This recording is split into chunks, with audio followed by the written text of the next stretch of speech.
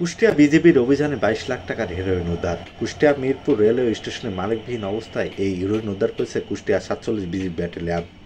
২৮ November বিকেলে Mirpur railway স্টেশনে রাজশাহী হতে খুলনাগামী কতকক্ষ এক্সপ্রেসে অভিযান চালিয়ে এই হেরোইন উদ্ধার করা হয়।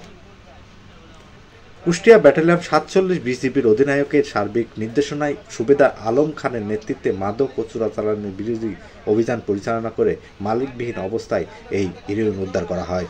পরে মিরপুর রেল স্টেশনে থানায় একটি সাধারণ ডায়েরি করা হয়।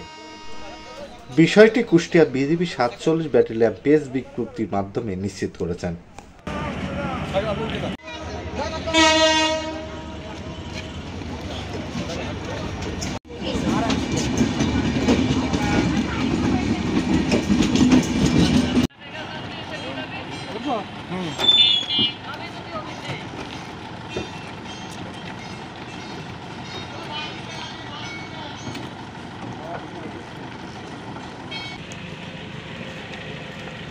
বড় আসল পজিশন ঠিক আছে।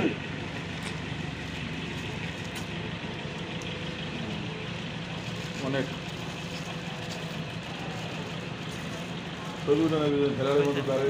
বাইরে কান্দা গাড়ি করবে আবার ওই জানি পক্ষে মুক্তি চলবে।